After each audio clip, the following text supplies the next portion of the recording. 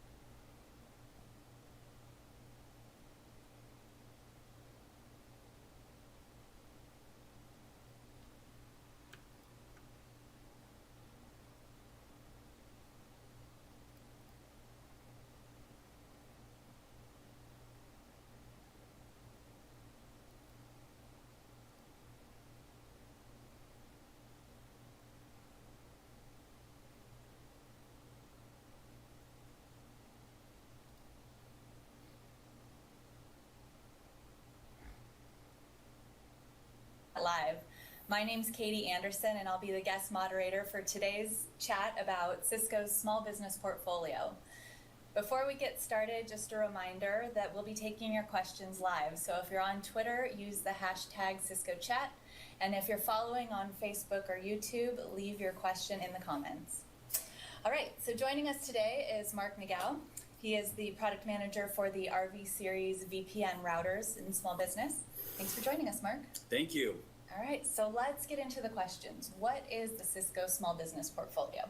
I think today we're going to keep things more on a high level, but our portfolio is specifically purpose-built for the small and medium business. I would say our target market is about 100 users and under.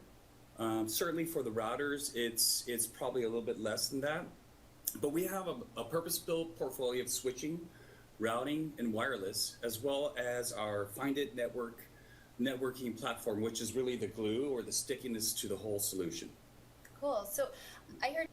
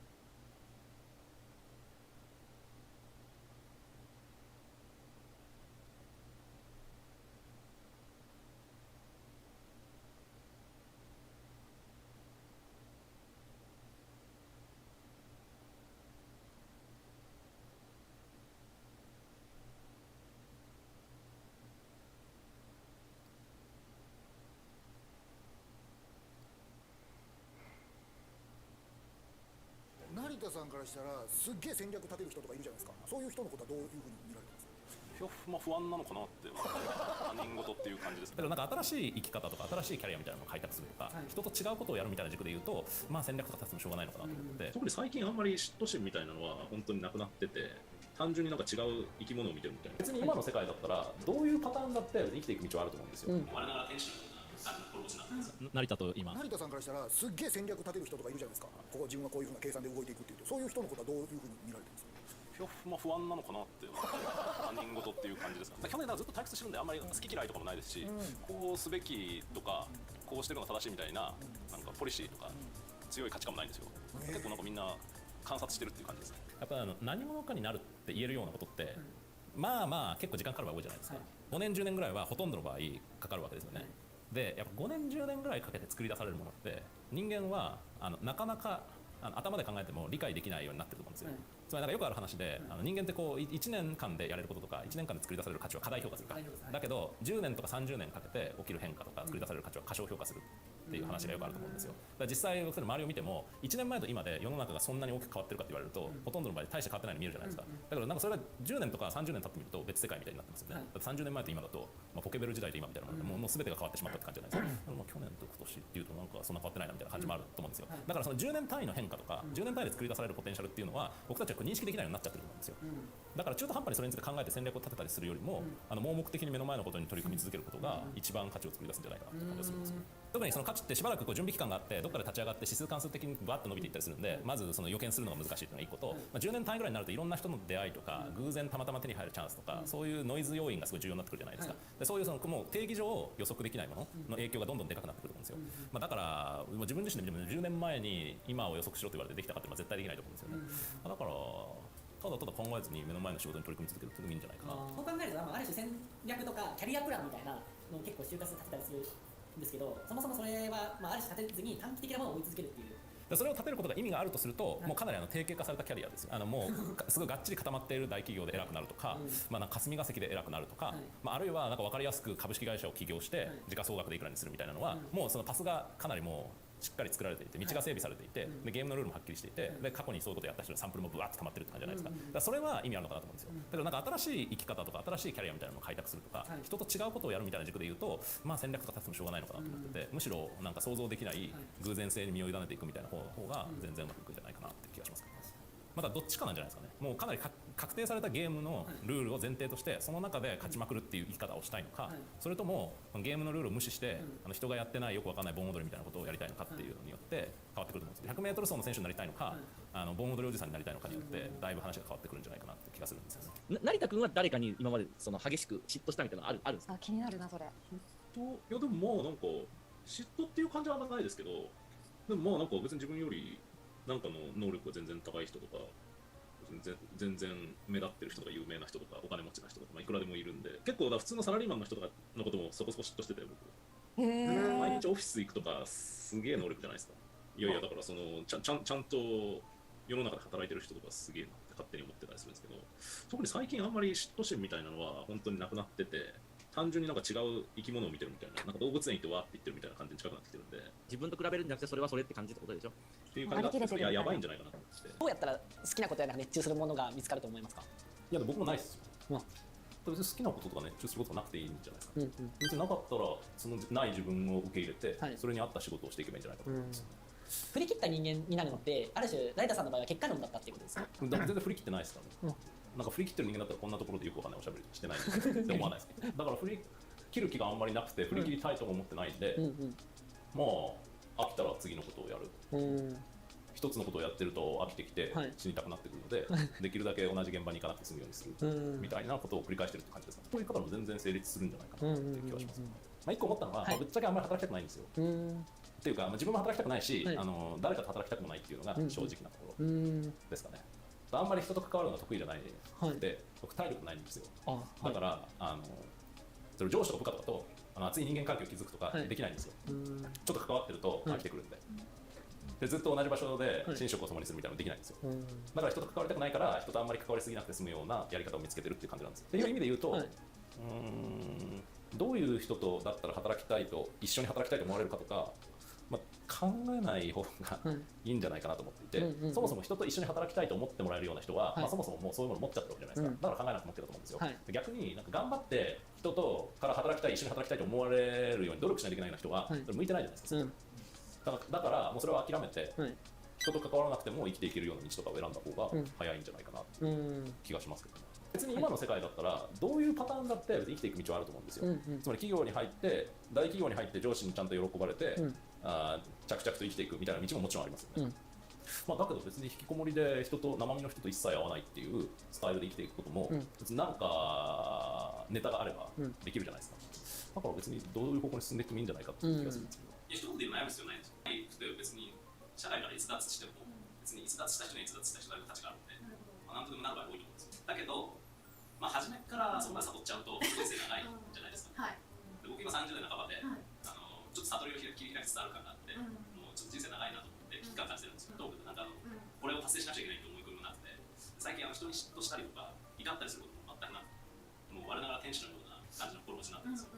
こんな心持ちになってあと50年とか人生があると考えるとちょっと地獄じゃないですか。平和なんですけど、もう波一つ立ってない湖みたいなものなんで、あんまり面白くないですよね。そういう意味で言うと、だから学校にしても会社にしても、そういうなんか抑圧してきて、こう追い込みを押し付けてくるような存在っていうのは、まあ、あった方がいろいろ考えたり悩んだりして、結果としてちょっと人生に味わいがつくんじゃないかなっていう感じがします。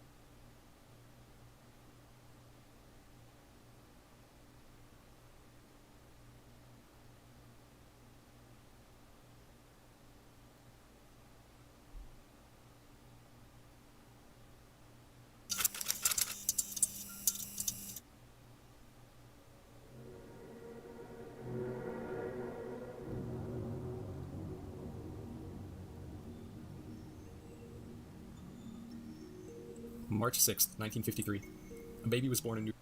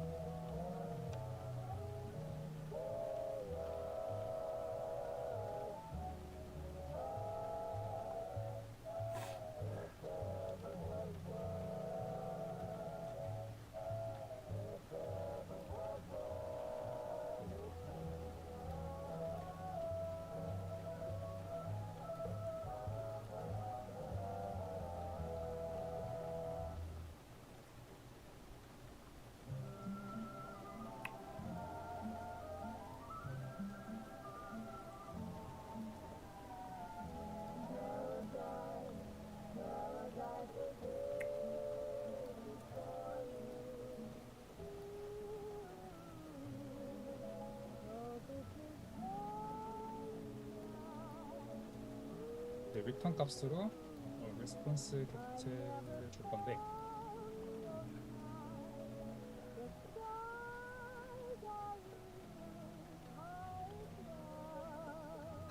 필요한 정도, 기본적인 정도만 제가 정리를 했습니다. 이거에 대한 내용은 혹시 또 필요하신 분이 있을 수도 있으니까 그 노션 링크를 제가 공유를 따가지고 그 슬랙 공지방에다가 올려드릴게요. 그리고 제가 준비한 거는 끝났고 이제 아까 전에 로그인 API 라이브 코딩 한다고 했죠. 두려운 시간이 왔네요. 라이브 코딩. 그러면 과제를 한번 읽어볼게요. 일단은 제가 그 어느 정도 세팅이 되어 있는 프로젝트를 받아가지고 거기서 그냥 로그인 하는 부분 그냥 다 지워냈거든요. 아까 전에 퇴근한 다음 여기 오기 전에 그리고 뭐 DB 연결해놓고 뭐 수혜거 설정까지만 제가 했는데 뭐 어쨌든 이거를 활용을 해서 한번 과제를 라이브 코딩을 해보겠습니다. 아까 이거였죠. 한번 읽어보면 닉네임 비밀번호를 리퀘스트해서 전달을 받는다. 그리고 로그인이니까 멤버 컨트롤러가 있냐? 이거 왜 화면 안 없어지지? 아 불편하네요. 멤버 컨트롤러 일단 찾고 여기서 아까 제가 날려놨죠. 로그인 부분이 있었는데 날려놨고요. 읽어보진 않았는데 하고 그다음에 이제 리퀘스트를 전달을 받고 그러면 이제 닉네임 비밀번호 하는 리퀘스트 뭐 DTO가 있겠죠? 그걸 뭐 찾아보죠. 찾았는데 로그인 있네요. 리퀘스트 DTO가 있고 닉네임이랑 패스워드를 가지고 오고 납링크 밸리데이션 걸려있네요. 여기 확인을 했고 그다음에 다음번에 읽으면 로그인 버튼을 누르면 닉네임과 비밀번호가 데이터베이스에 등록되는지 버튼 없는데 버튼 없죠? 여기 타임리프 없을 텐데 없죠? 없네요.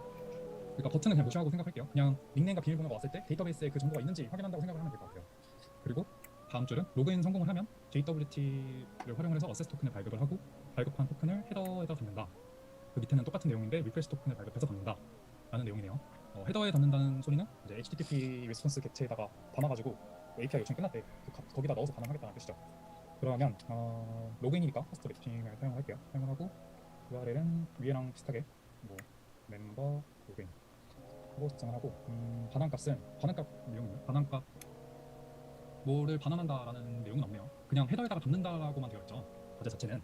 그러면 저는 그냥 제가 자주 사용하는 리스폰스 엔티티에다가 담아서 보내는데 그냥 내보내면 좀 그러니까 HTTP 스테이터스 정도 같이 넣어가지고 보내면 좋을 것 같아요. 그리고 이런 그냥 로그인으로 짓고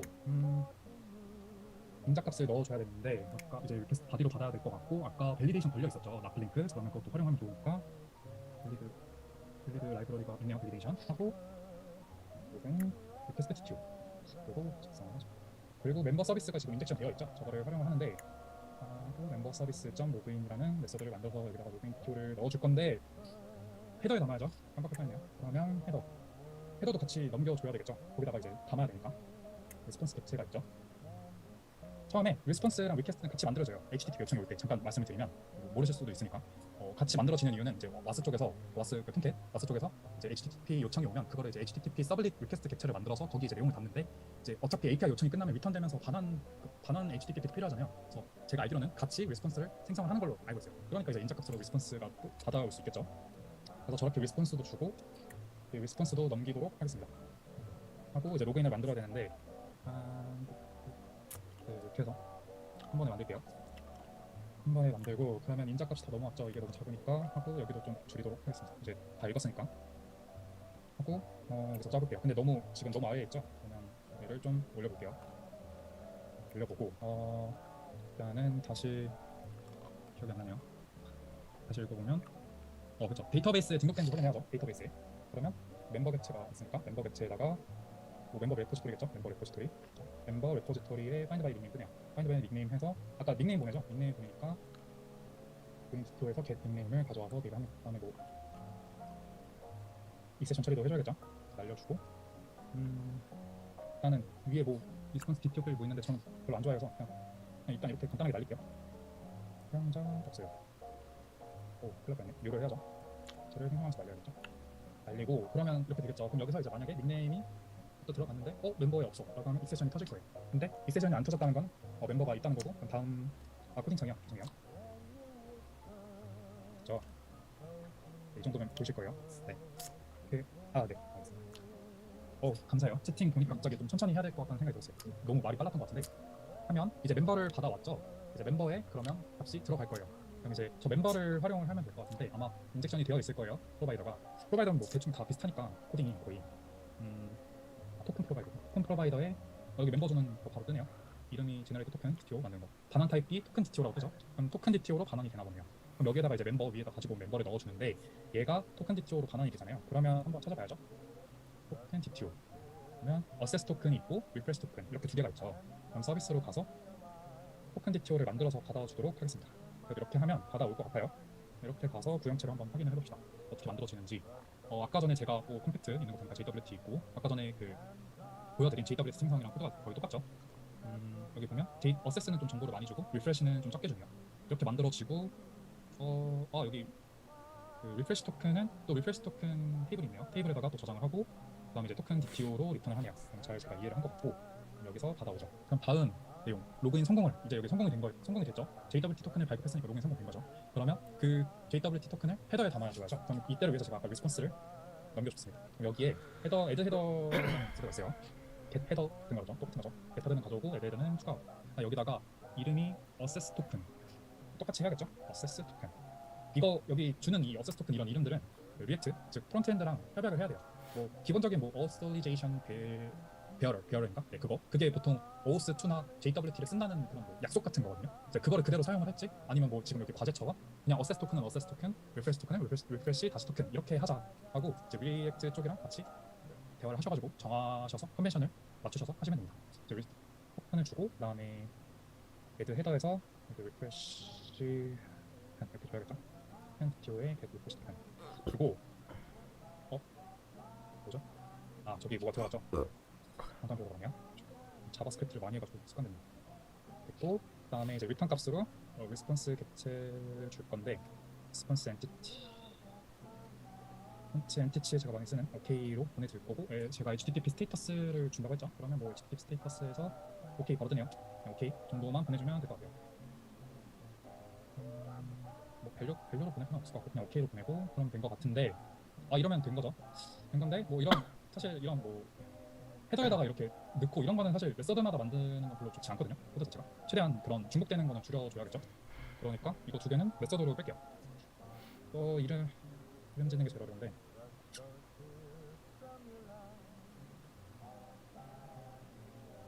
토큰 셋 토큰 헤더 이렇게 이러면 좀 바로 이해하겠죠. 셋 토큰 헤더 이런 식으로 메서드로 빼면 여기뿐만 아니라 다른 데서도 혹시 뭐 로그인뿐만 아니라 뭐 토큰 검사 같은 거 할 수도 있잖아요. 뭐 지금 현재 어세스 토큰 완료돼가지고 리프레시 토큰을 넘겨주거나 뭐 그런 거를 여기서 또 수행을 로직을 할 수도 있으니까 뭐 그럴 때 이거를 같이 사용을 하면 되겠죠. 이렇게 코드는 다 짠 것 같고 그렇죠. 그러면 다시 컨트롤로 넘어가서 한 번 확인해 볼게요. 지금 빠져 있으니까 돌려보고 제가 아까 시작하기 전에 해놨는데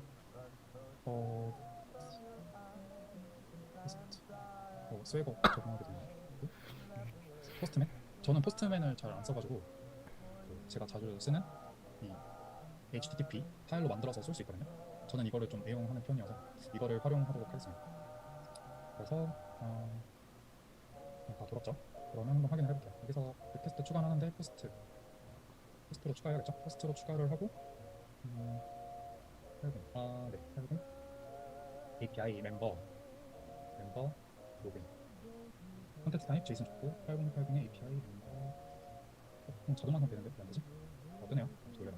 이렇게 되죠? 하고 타입을 하는데 여기서 로그인 리퀘스트 한번 확인해야죠. 닉네임이랑 닉네임 뭐야 카멜 캐슬 안 돼 있네. 그럼 안 돼요. 그리고 최대한 그냥 팔겠습니다. 이름을 넣고 그냥 이게 인텔리제 이게 좋아요. 스펠링도 확인해줘요. 그리고 패스워드는 뭐 간단하게 하겠습니다. 하고 넘기고 돌리면 돼요. 고객이요? 유저 맞다. 유저가 됐네. 유저 확인해볼게요. 또 유저가 없죠? 죄송합니다. 회원가입을 해야겠죠? 그러면 오류 떴죠? 아까 제가 런타임 세션으로 날렸잖아요. 그냥 이렇게 뜹니다. 아까처럼 처리를 하면 여기서 제가 이렇게 처리했죠. 상용자라고 했네요. 이런 아무튼 한글은 왜 안 잡아주죠? 한글도 잡아주면 좋은데 아무튼 사용자가 없어요. 라고 하면 되고 그 다음에 일단 그 회원가입은 제가 안 지웠을 거예요. 사인업 있죠? 그럼 이거 사용해가지고 하나 만들어 보도록 하겠습니다. 포스트 뭐야 여기 이렇게 있네. 포스트 매핑이죠? 기본이 80으로 돼 있어서 이거 꼭 확인하셔야 되고요. API 멤버 그리고 사인업라고 하겠습니다. 그리고 여기서는 멤버 리퀘스트 GTO를 사용하니까 얘도 밸리데이션 되어 있고 얘도 닉네임 패스워드 고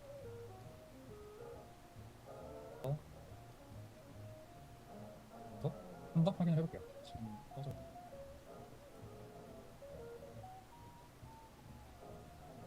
JWT 토큰을 헤더에 담아줘야죠. 그럼 이때를 위해서 제가 아까 리스폰스를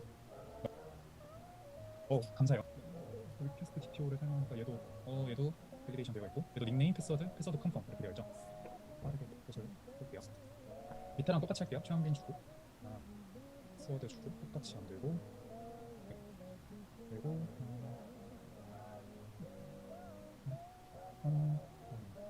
스프린트는 다시 W14 하고 똑같이 해야겠죠? 알겠습니다. 그래서 한번 만들어 보겠습니다.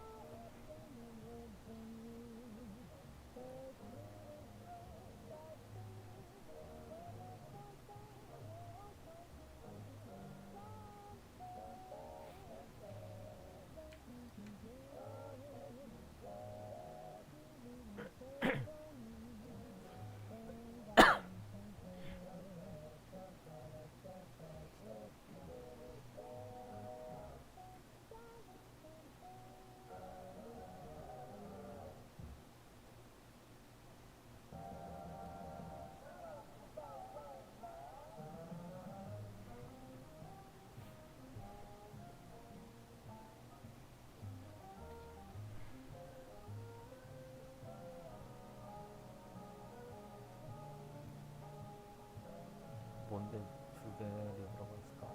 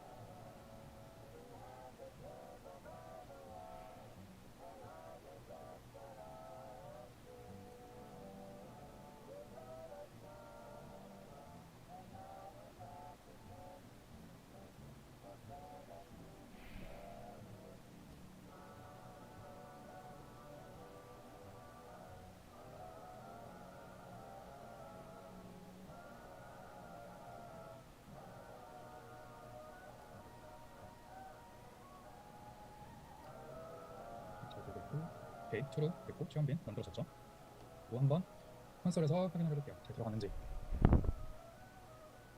잘 들어갔죠? 시험빈이라고. 그러면 다시 아까 실패했던 이 친구 저희가 만든 거 그랬어. 그러면 오케이. 제가 아까 전에 귀찮아서 귀찮은 건 아니죠. 실행했습니다. 여기서 이렇게 오케이를 보냈죠. 오케이 나왔고 그 다음에 헤더에다가 헤더 잘 들어갔죠. 어세스 토큰, 리프레시 토큰 이렇게 아까 전에 리스폰스 객체에다가 제가 잘 담아놨죠.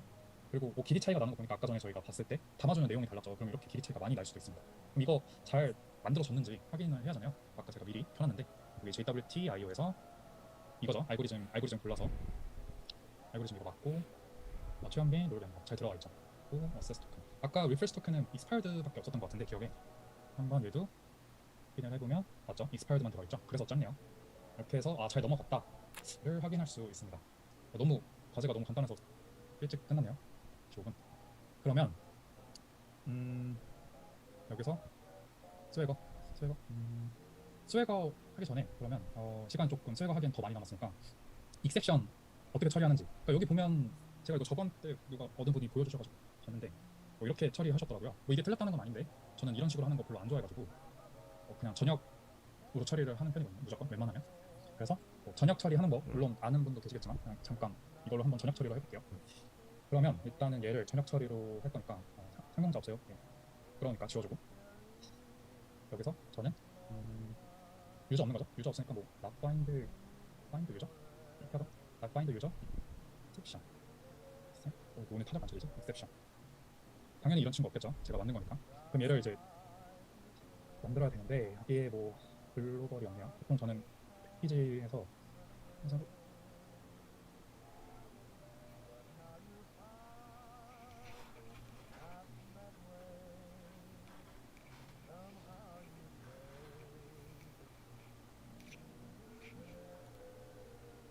글로벌 PG를 만들어서 쓰는 편입니다. 여기서 PG 만들고 싶죠. 글로벌이니까 아니, 글로벌 다른 것도 있을 수 있잖아요. 뭐 이런 거 대충 하면 안 되겠죠. 여기서 뭐 익셉션이랑 한번 더 주죠.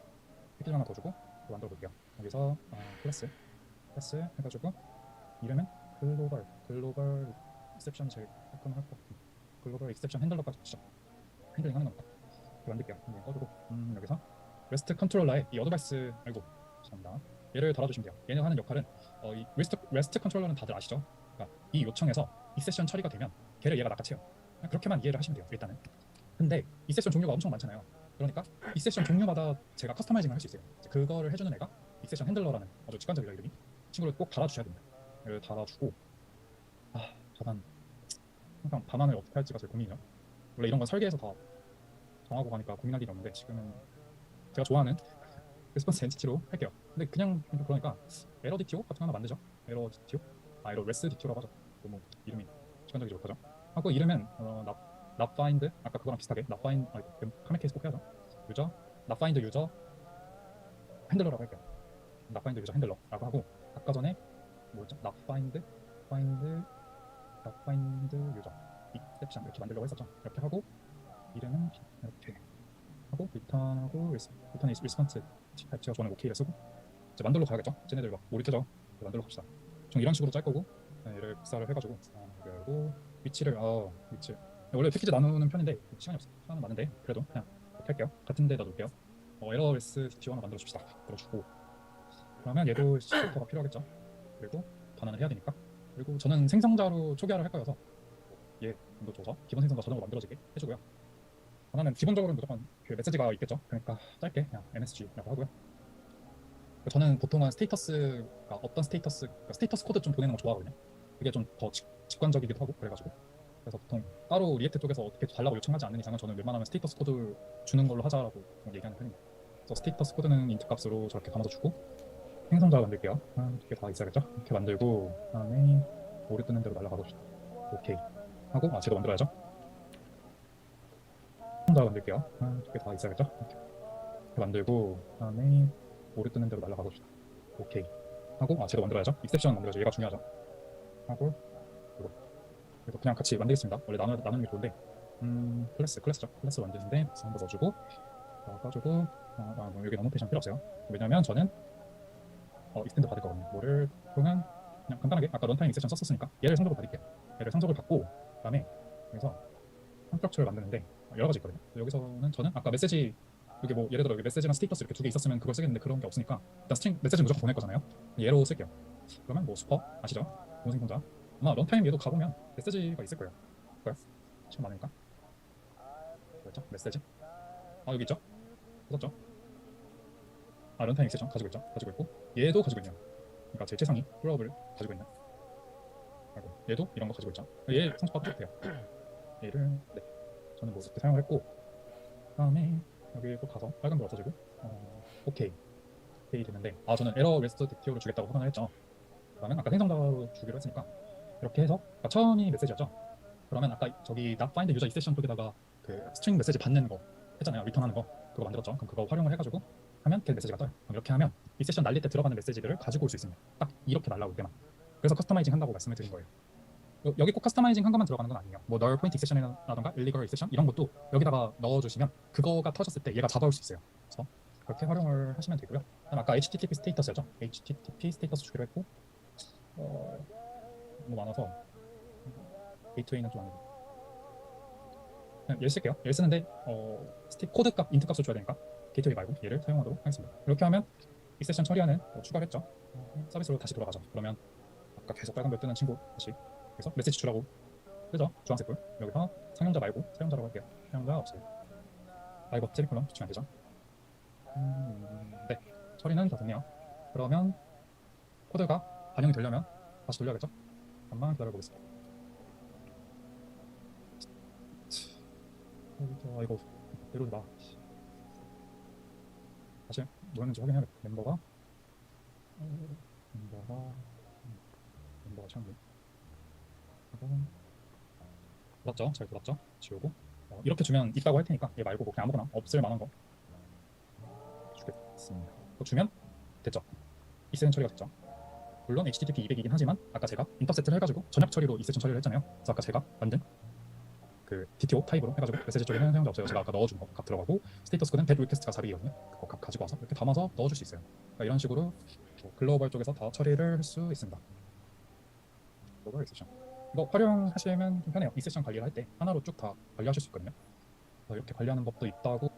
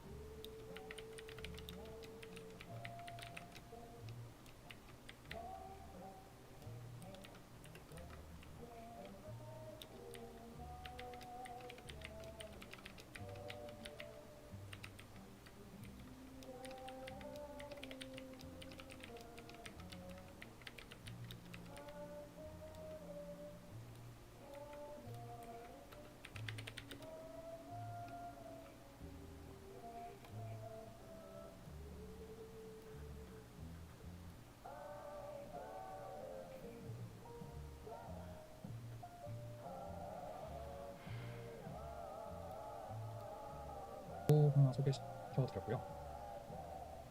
그다음에 54분 그러면 이제 스웨거 한번 쓰시는 분들 This meeting is being recorded. 이제 스프링에 시큐리티 달고 JPA에 OAuth2 이렇게 해가지고 로그인 설계 하고 제가 노션에다가 그냥 염세서 같이 하나 만들어놨어요. 일단 프로젝트를 소개하면 스프링 기반의 로그인 API 서브 구축 이렇게 적어봤고요. 테크 스택은 프레임워크 2.7.3 제일 최신 버전으로 할 거예요. 그래야 이제 여러분들이 대부분 이제 최신 버전으로 만드시다 보니까 혹시라도 레퍼런스 하실 때 문제 없으시라고 2.7.3으로 제가 할 거고요. 시큐리티는 뭐 이거 버전에 맞춰서 들어가겠죠. 또 오토2 이거는 카카오 로그인을 할 거고요. 그 학습 자료에 있듯이. 그리고 JPA 그 그래들로 버전 관리할 거고 데이터베이스는 이 임베디드 된 거 H2 사용할 겁니다. 당연히 JWT 사용을 하고요. 기능 명세서는 이제 그거예요. 사용자 입장에서 쓴 거죠. 일단 첫 번째, 사용자는 화면에서 서비스 제공 로그인, 그러니까 서비스에서 제공하는 로그인 혹은 로그인 회원가입 혹은 카카오 로그인 방식을 선택을 할 수 있다. 이렇게 적었고, 두 번째는 이제 서비스 회원가입을 할 때는 이메일이랑 패스워드랑 폰 넘버를 입력을 한다. 이렇게 적었고, 그리고 이메일 중복 검사도 있고, 그리고 모든 값은 required다. 라고 일단 했고요. 네, 전화번호까지 일단 이메일 패스워드는 무조건 required예요. 폰 넘버는 좀 설계하면서 뺄 수도 있는데, 그리고 서비스 로그인을 완료를 하면 메인 화면 이동되고.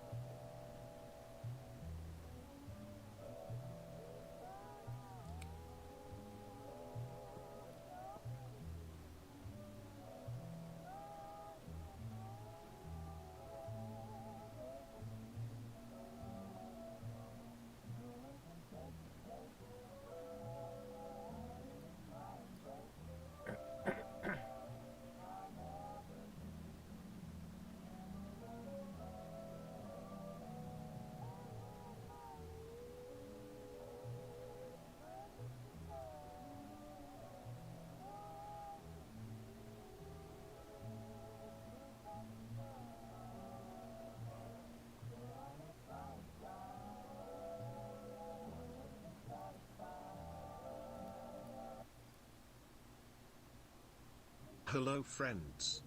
Today we are going to analyze the Duma revolution. Duma revolution starts with baby Wujak. This innocent creature spends his childhood unaware of the life that lies ahead. Life is an adventure, chasing butterflies and playing video games. When teenage comes, baby Wujak realizes how society is divided and he struggles to find his place among the niches. Sometimes hanging out with nerds, on with the backbenchers. Popular students reject his presence. But who cares, it's high school anyway, isn't it? Wujak graduates and enters the wage life. Now these are the years of hard work and the Dumarization process. Let's mark this basic stage as the Duma phase 1. This is when Duma picks up an addiction to cope with life's stress. Addiction such as drinking or smoking. This marks the evolution into Duma phase 2. Duma phase 2 is characterized by loneliness. Duma 2 will only go out at night, wearing a hoodie, to get some smokes or beer. Duma 2 avoids social settings, mostly because he is either not invited or he has become too introverted to go. Doomer 2 can always go back to Doomer 1 and pick another arc of evolution. However, let's explore the downward spiral first. Also, there are side evolutions such as the Kuma and the Simp. Dead ends, do not go there at all. After years of Doomer 2 life, the Doomer 3 appears. Also known as the helpless Doomer, or the Doomer with no hope. Doomer 3 has no social life at all and spends all of his time inside. He spends his hours browsing the internet for anything and everything. No social life at all, and he would only go out to buy groceries, or better if he can order them online. If he has a delivery, he chooses it to be left at the door so he doesn't have to interact with the delivery man. Years of Doomer 3 would result in the evolution to Doomer 4. Beyond saving, this Doomer has no hope left to revert to any recognizable form. He has no hope, no life and no contacts. He simply spends time in his dungeon, on the deeper ends of the internet. All he can feel is the endless silence of his room with occasional sounds coming from his earphone. I won't even explain what this evolution is. Let's go back. Are the Doomer 2 still can be saved? Doomer 2 quits his addictions and goes back to Doomer 1. Now he has a chance to discover life's worth and he takes better decisions. Better food, chooses to get inspired by Zais and work out. He evolves into the Bloomer. A wonderful creature, found outside on weekends when he can afford to take a break. Bloomer enriches his life with experiences that Doomer will never get. Traveling, meeting new people and slowly moving out of his shell. Also, he is all jacked up because of working out and proper diet. What a Chad. This is the moment when Bloomer can find the rare Chad stone and evolve into being a Chad. Remember friends, Chad is a state of mind. I hope you choose your evolutions carefully.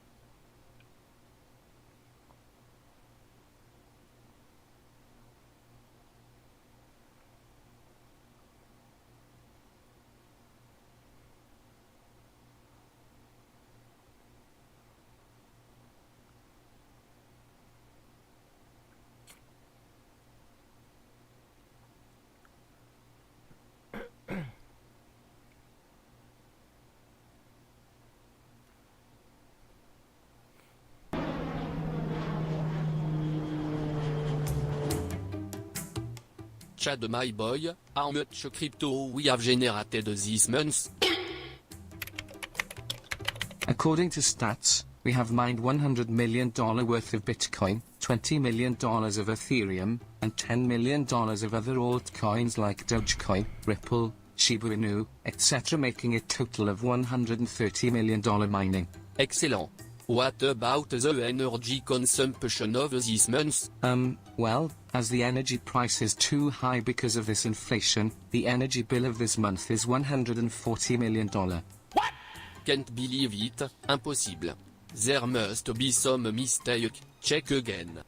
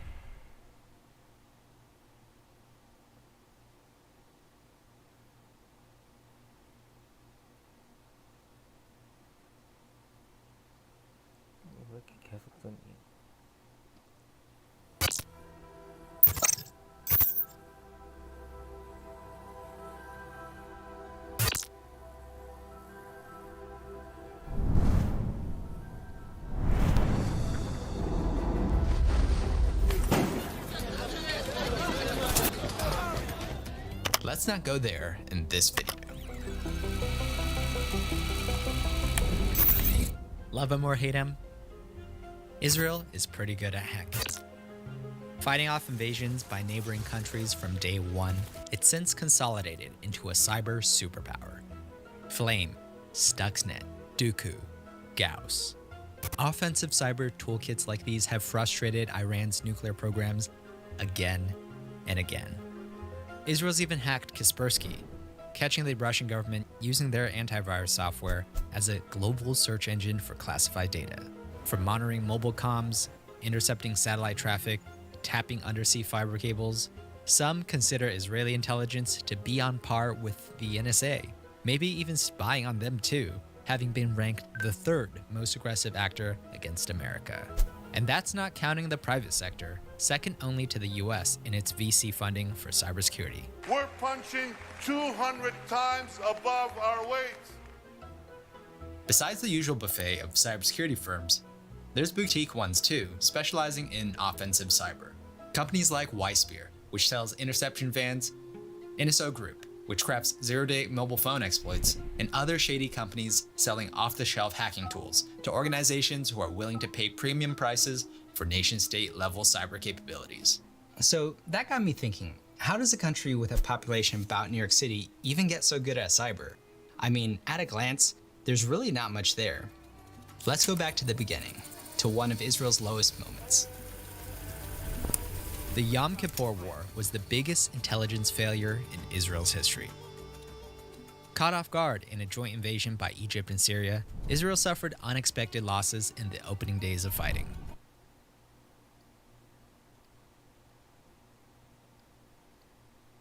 Positions being overrun, panic and confusion spreading across the country. Lack of strategic depth is one of Israel's biggest weaknesses, its narrowest point being only 9.3 miles wide. So being unprepared for battle is a quick path to defeat and extinction. 1973 was an embarrassment that forced the entire military political establishment to resign, leading Israel to completely revamp its intelligence forces into an early warning system like no other. Yachida Shimona Matayim, Unit 8, 200. 8200 has become one of the largest units in Israel, from 5,000 to 10,000 people if you include reservists. In charge of signals intelligence, they're also the offensive cyber operations arm for the country. Involved with every major operation, it supplies 90% of all Israel's intel for clients like the Mossad, Shin Bet, and other special units. These relationships combine physical and remote hacking methods to help them project regional power. Take Operation Outside the Box, a bombing run of Syria's nuclear reactors. The Mossad broke into a Syrian official's hotel room to plant malware on his computer, which then let 8200 discover secret nuclear plans and pictures. To verify the target, they monitored communications in the area, while commandos raided the facility to collect soil samples. During the bombing run, a hacking plane injected code into Syria's air defense systems to show clear skies on enemy radar screens. Ever since its Yom Kippur humiliation, Israel has become an intelligence powerhouse, anticipating conflict far in advance. Its cyber units are designed to support Israel's national defense strategy of avoiding long wars of attrition and projecting the image that Israel can act on its own without any allies. Strike first, defensible borders, deterrence, decisive victory, and close coordination with traditional military units for kinetic action. It's kind of like Krav Maga, their close combat system, where you avoid fighting but strike with massive violence when provoked, targeting body parts that cause permanent injury or death. That's the basis of Israel's cyber intelligence apparatus, to enable its defense policy of fighting in a way that makes up for any size or numeric disadvantages. You might be thinking of ganging up on me, but just remember what I do to people who try to hurt me. But hold on a second. How do you actually build up a cyber force that can support all this in the first place? There's no crotch-kicking your way to success when it comes to cybersecurity. I'm wondering if there's anything we can learn as a reproducible model for cybersecurity teams in other countries to follow. Let's find out. So there's a concept called revolution in military affairs that lets a country boost its power by orders of magnitude. I first came across the term in the book Unrestricted Warfare, written by two senior PLA colonels. It's one of the first to introduce legal, economic, and cyber as other forms of warfare.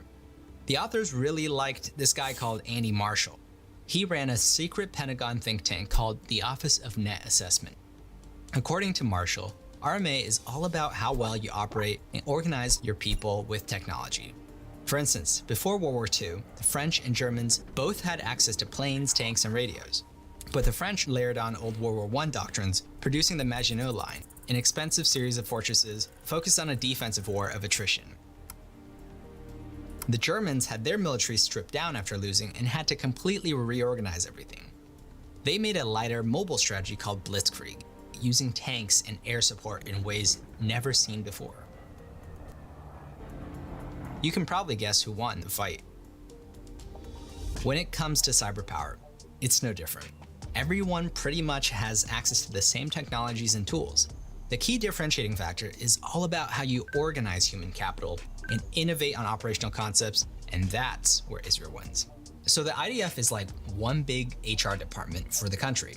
Each year, over 60,000 guys and gals assess into different units based on school grades, personality, and IQ tests. High scores mean tech units like 8200, while low scores mean the border police. Getting into the right one is key for job interviews down the road in your professional career. It's a lot of brand signaling, kind of like going to Harvard or MIT. But the selection process begins as early as kindergarten, with teachers using games and activities to form class distributions later. Elementary school kids take intelligence tests, with high performers getting better extracurricular development. In high school, after-class cyber programs help train and identify young talent for military tech units. When it's time to enlist, formal interviews and tests screen for recruits who are self-taught learners who can solve problems creatively and are also nice to work with. But just getting in the door of 8200 doesn't prove you're actually good. There's tons of subunits and even more subtopics within. For placement into the right team, you go through a 6-month mind bootcamp where from dawn to dusk, you're learning programming, Arabic, project management, and intelligence tradecraft. You're then organized in small teams working on projects that mimic real-world missions with tight deadlines. There's a similar model used at Carnegie Mellon's Capture the Flag team, one of the best in the world. First, get lots of high school students to try out in Pico CTF and pick the top 50 performers. For those who end up at Carnegie Mellon, train them with coursework and actual CTFs. Then have these guys run the next year's Pico CTF selection process. You basically funnel the most people through the smallest filter, invest in the ones that make it, then use them to recruit new replacements. But technical chops aren't everything. You also gotta find personalities with the right cultural fit. There's 4 key traits that technological units like 8200 look for. Chutzpah, audacious, doing what no one else is willing to do. Rosh Gadol, taking initiative and doing things the best way possible, even if it means more work because you see the bigger picture. Bitsua, being resourceful at getting things done. Davka, doing things despite a situation and rubbing it in just on purpose. So there was this one chemistry test in middle school where I left my calculator at home and the teacher wouldn't let me borrow another one. Super frustrating. I had to figure out which clear liquid was alcohol or antifreeze. Just to spite her, I taste tested them when she wasn't looking and passed the test. Now, I'm far from being an IDF poster boy, but that's the kind of person I look for to hack into people's networks. But being a motivated nerd with authority problems isn't enough. You've also got to be good at getting along with others you work with. When you go from being the smartest person in the room to being surrounded by others who are just as good or smart as you, it's easy to be stubborn and try to one-up others to prove yourself. That's why learning to work with others collaboratively in a group is also a quality they look for, especially in later stage practical assessments. Brains, personality, and teamwork. People who have these traits often end up in units doing the most exclusive offensive cyber and intelligence work in the IDF. Something doesn't quite add up. Just getting the best people is half the battle. You need to put them in the right environment too, and figure out how to retain that talent. When I was in the military doing cybersecurity, one of the biggest problems is retention. Basically, every single person who had some technical ability left as soon as they could. It really boiled down to 3 things: meaningful work with other talented people for a higher purpose you truly believed in. But the environment we were in just didn't make it possible. All the smart folks ended up doing admin work, and those lucky few they got a technical role were surrounded by others who really weren't qualified for the job. The layers of bureaucracy were crushing, and it didn't feel like your individual actions had much of an impact on the big picture.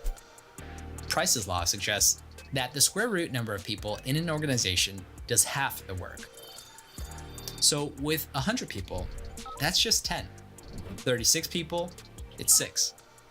In a tall hierarchy, your best players get separated by layers of bureaucracy. So imagine an organization of 6,400 people. That's like 1% of the organization doing half the work. To make things worse, your friends in the private sector are making 3 to 4 times as much money doing things they actually want, and expressing any desire to leave the service to join them is strongly discouraged. Contrast that with Israel cyber units, where people coming in the door are heavily pre-screened, so there's a baseline standard of quality of people to work with. Recruits are organized into smaller, flatter, flexible teams in a culture where it's encouraged to challenge the status quo. In some cases, it feels less like the military and more like working at a tech startup, where your hard work has a clear and direct impact on the outcome and mission. IDF cyber soldiers are given lots of responsibility from a young age, so while their peers in other countries are spending their formative years in college partying away at academic life, they're grinding 18-hour days on real-world missions, stressing out if the targets they helped bomb were terrorists or Palestinian families. They fully bought into the idea that what they do matters, and working hard to deliver the right intel means life or death for people. Because after it's all over, there's a lucrative career path waiting for them on the other side. Coming from brand name training grounds like Unit 8200, 81, Taupio, Havatsalo means there's a community of old grads from those same units working in industry waiting to usher you into the next level of Israeli society. So instead of scattering off to the 4 winds after the IDF, all this human capital that Israel's refined and developed gets concentrated in the same local geography, with veterans continuing to serve in the reserves until they're 48. Everyone knows everyone with 1 degree of separation, creating rich social networks that form what Harvard Business Review calls economic clusters. These dense communities are what Silicon Valley is for tech and what Wall Street is for finance. Geographic hubs that drive innovation and productivity at the world-class level. Israel's small size has actually become a key part of its strategic cyber advantage. Somewhere in the Negev desert, Israel's building this advanced technologies park, where companies, academia, and military cyber units are co-locating. It's a military technological complex, blending policy, theory, and practice together. Public-private partnerships like these are incubators for a new source of cyber talent, where young service members get to work in tandem with civilian researchers, entrepreneurs, and industry practitioners. A sneak peek at Ben Gurion University's Cyber Labs shows 12 ways to hop an air gap using malware. They have proof-of-concept covert channels to communicate over heat, LED, infrared, magnetic fields, hard drive sounds, fan vibrations, and more. In Israel, academic research projects like these may one day be operationalized on a mission or productized in a startup. So, how does a country create a cyber ecosystem like this in the first place? Well, it all boils down to building up human capital and reinvesting it back into the community to compound over time, which could look something like this. First, you need to have the political will to want to be a cyber power to begin with. It could be a high-profile attack, something accidental, or humiliating at the national level that motivates leaders across the country to want to spend money on your cyber force, and more importantly, cut out any bureaucracy that would get in the way. The next step is to recruit a group of practitioner educators from the private sector with existing expertise in cybersecurity to staff and train the unit. Concentrate the initiative in a small geographic area, ideally somewhere cosmopolitan and a nice place to live. Have these guys design and build programs and assessment pipelines that draw from school-age students. During the selection, pick candidates who are self-taught learners and creative at figuring out problems they've never seen before, especially when it comes to programming, networking, and security topics.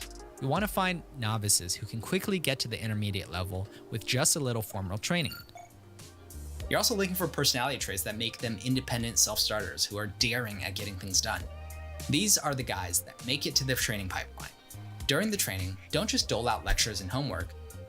Organize recruits into small teams working on projects modeled after real-world scenarios that the teaching staff has experienced themselves. Harvard Business School's case study method is a great place to start. Put the recruits in stressful group projects with tight deadlines and screen for the ones who can quickly learn to work with each other as a team, and drop the ones who are self-absorbed or struggle to adapt. Once you've got the cream of the crop, get them leveled up for a few years working high-impact missions with plenty of freedom, funding, and minimal bureaucracy. Invest in their personal development along the way, take action on their feedback, and help them transition to the private sector if they want to move on somewhere else. This way, you're building a brand name reputation for the unit as a hard place to get into, an awesome place to work, and a launchpad for promising future careers. But before they leave, put the guys on their way out in charge of running the selection process for new recruits to close the loop on your cybersecurity human capital engine. By having the best talent reinvest in the next generation and seed more organizations when they leave, you'll eventually build a diverse community of cyber talent, cross-pollinating across business, academia, and government. In 10 to 20 years, you'll be well on your way towards becoming a cybersecurity powerhouse. So, what do you think makes Israel so good at hacking, and is their model reproducible in other countries? Let me know in the comments below. If you enjoyed this video, share it with friends and other people you know. Thanks so much for watching, and hope to see you soon.